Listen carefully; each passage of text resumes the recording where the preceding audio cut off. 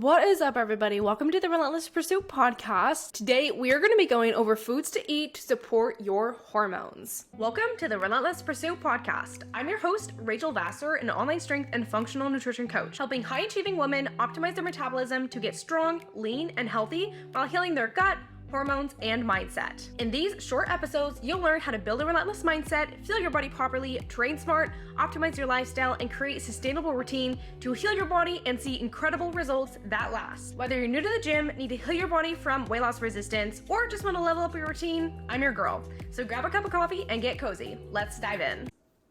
So let's just dive right into it. This is going to be a pretty quick podcast. So the first thing that I recommend eating to help support your hormones is grass-fed and finished organic beef, all right? There's a difference between conventional beef and grass-fed organic beef, all right? If you're not able to get grass-fed and finished beef, just keep in mind it will be higher in omega-6s, which are a little bit more inflammatory, okay? But pretty much when you have grass-fed and finished beef, these are rich in vitamin Bs, a ton of micronutrients, saturated fats, and omega-3s, which are essential for hormone regulation, as well as stabilizing blood sugars, when you include them into your meals.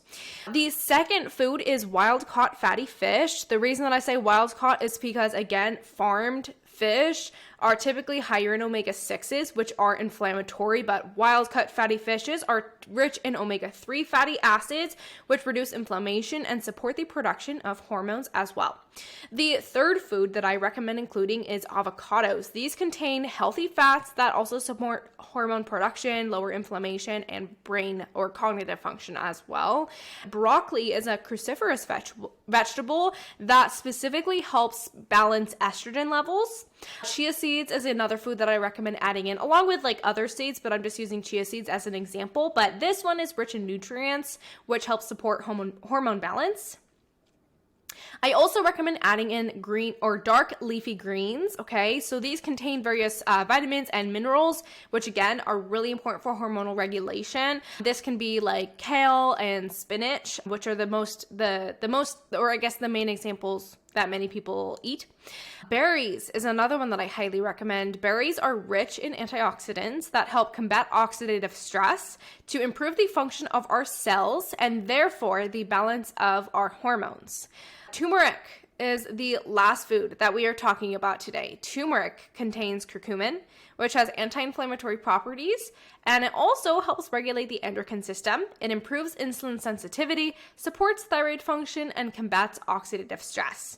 Now, there's something that I want to talk about. The bottom line with all of this, I could go on and on about different foods that I recommend adding in to support your hormones, but the bottom line is foods rich in nutrients, so things like fruits and vegetables, so things like fruits and vegetables, healthy fats, and high quality meats are essential for the production and balance of hormones. I also recommend adding in, for most individuals, whole grains can also be helpful in this. Of course, having a good balance between your fats, your proteins, and your carbohydrates is extremely important when it comes to the production and balancing of your hormones. So, an imbalance in your macronutrients or micronutrients equals an imbalance in your hormones. So, with that being said, what do you think is the first step in balancing your hormones? Balance your macronutrients. All right. So if you're having issues with hormones, maybe your thyroid is off, maybe you're dealing with PCOS, maybe you have low testosterone, whatever, may be coming up, maybe your leptin and ghrelin are off, which are your hunger and satiety hormones. Highly, highly, highly recommend first focusing on balancing your macronutrients, improving your meal timing, balancing your blood sugar by making sure that you're eating the right amount, the right split of macronutrients at each meal, as well as, again, focusing on meal timing so that you're able to begin working on balancing your hormones. First step, I highly recommend making sure that you eat about 0.8 to 1.2 grams per pound of body weight for protein and 6 to 9 servings of fruits and vegetables, especially if you do have a hormone imbalance that you're aware of, all right? For average individuals, if we're just being realistic, 4 to 6 is what I typically recommend. But if you have imbalanced hormones, I highly recommend focusing on this more. All right.